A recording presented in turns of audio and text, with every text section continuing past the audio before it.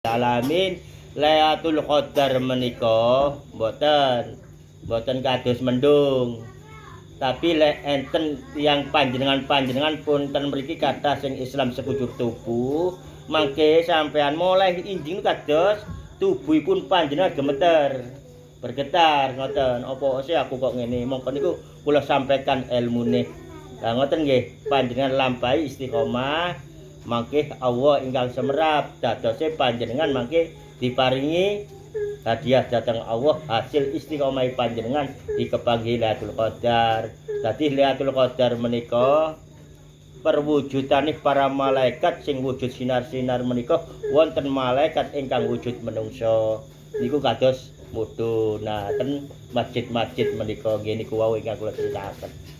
Pun jelas, dasarnya mboten mendung. Mangke setelah selesai wadang sedanten niki sewaktu panjenengan kepanggih Lailatul Qadar ini sampean mboten kados ngeten niki. Sampean kados celak bintang ageng-ageng enten samping-sampinge panjenengan ngoten. Tapi fisike sampean nggih tetep nglampahi syariate enten griyane panjenengan ngoten. Dadi mboten mendung. Malah bersinar terang-terang ngoten lha niku.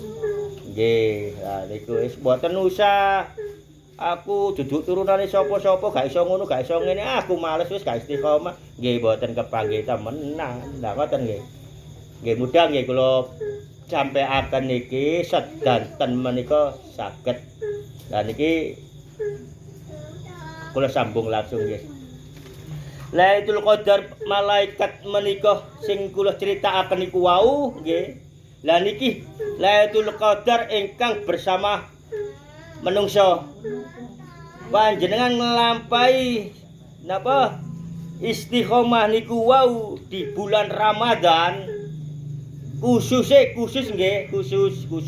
mboten sedanten niku Lailatul Qadar niku bersama orang-orang ma'rifatullah termasuk pun sing sedo wali-wali Allah wadatul wujud menika termasuk sing tasik hidup seperti ini kalau orang sudah ma'rifatullah mengenal alam-alam yang tak tertangkap oleh akal nggih termasuk pun di proses datang Allah disemerapaken neraka surga kubur neraka masih hidup niki nggih surga nggih tasik urip pun sedanten menika diparingi tapi saat tiang ingkang ma'rifatullah pun ngalami niku wau niku bersama para malaikat terus lah niku malaikat sing mudhun sing riwariwi niku wau enten sing nyaringi tiang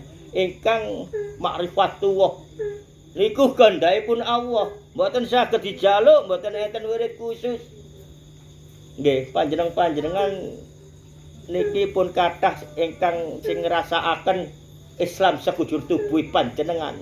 Kadang tilem gemeter, kadang tilem napa? Kok kademen. Mboten napa? Ambene gerdine sprimbete kados gemeter kiyambak. Pun wedi mboten napa-napa niku.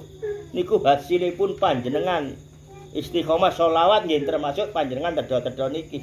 Kalian zikir, kalian salawat maka nah Islam sekujur panjenengan niki pekah untuk menerima ajaran dari Allah datullah langsung niku. Nggih, lek mboten ngeten mboten saged. Akhire mek geraya-geraya salah wis gak ketok. Nggih. Napa salah wis barange gak ketok merem pisan menungsone akhire nggih urusane kali jin. Wis ora usah pun sampean selawatan sampean ngeten mawon mangke Allah ki mbok ingkang ngatur termasuk panjenengan saat istiqomah niku disarengi para wadatul wujud wali-wali Allah termasuk nggih malaikat menika lek malaikat kepanggih panjenengan mboten ngaku malaikat mboten mung mendel mawon nyarengi panjenengan nggih ibadah niku wau termasuk nggih para wali-wali Allah menika sareng kalian panjenengan nggih mboten sanjang napa-napa mun barengi tok lah niku nggih atos-atos niki Lailatul Qadar niku enten 3 global menika nggih global berarti Lailatul Qadar sedanten.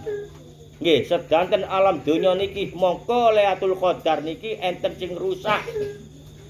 Lailatul Qadar di Indonesia terjadinya hari Rabu malam. Ya apa sing di negara kono pas siang. Lah niki doktrin pembodohan menghancurkan kehendak Allah. Nggih termasuk yang ingkang sing nyampekno nggih ayat-ayat Allah.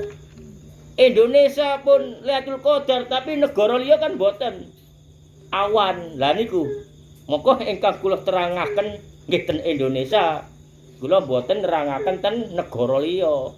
Lah niku diakal, kehendake Allah diakal. Nggih murtad. Boten dipercadosi. Indonesia Rebo ngoten nggih. Jam 2, jam 3 atau jam ya sekitar niku terjadinya Lailatul Qadar. Tapi negara liya kan boten. Jam 3 atau jam 2 di Indonesia malam, di negara lain siang nggih. Lah niku ora mikir mriko kula. Sing kula pikir nggih kula ajaraken dhateng panjenengan wong Indonesia. Nggih napa niku terjadi nggih kehendake Allah. Babah dikono awan, babah dikono apa karepe Allah nggih sak-sake. Allah ora usah diprotes pangeran. Lah niku. Dadi panjenengan mangkih lek enten tiyang ceramah sing kados kula niku, lek kados ngoten niku gak ono. Lailatul Qadar iku urafat mengada-ngada. Lah niku atos-atos panjenengan tinggal wangsul mawon. Niku ngerusak sejarahipun. Hake Allah merusak sejarahipun nggih. Apa yang dijalankan oleh Kanjeng Nabi Muhammad sallallahu alaihi wasallam. Mongko Lailatul Qadar niku enten 3 niki wau global, sing kalih niki wau khusus. Tiang khusus niku sinten nggih sing ngalami sedanten menika sing pun dipilih Allah dateng kepanggih Kanjeng Nabi Muhammad sallallahu alaihi wasallam, pun sing dipilih Allah kepanggih malaikat Jibril, pun sing dikepanggih nggih sing napa diridani Allah melalui Al-Qur'an iku khusus.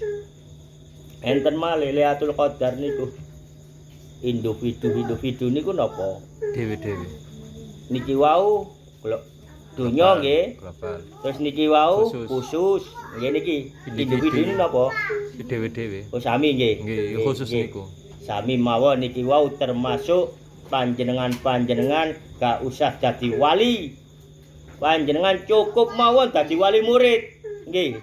Lek kula niki sanes wali murid mawon dereng napa maneh waline Allah tebe. Lah napa kok kula saged cerita niki krana kula ngimani selawat kunci utama menika kalian istiqomah belajar jujur kehidupan sehari-hari. Nggih. Jalanaken salat senajan bolong-bolong lek saged nggih pun bolong-bolong lek saged nggih penuh ngoten nggih. Tapi kita menungso kadang males nggih mboten salat. Kadang ngeten nggih ngoten nika nggih. Nggih. Muga-muga niki panjenengan lampahi mawon. Istiqomah kuncinipun ten selawat mangkih panjenengan kepanggih nggih napa ingkang dihadiaken dhateng datuwa ten lebete Ramadan. Poso Ramadan. Cukup semanten. Assalamualaikum warahmatullahi wabarakatuh.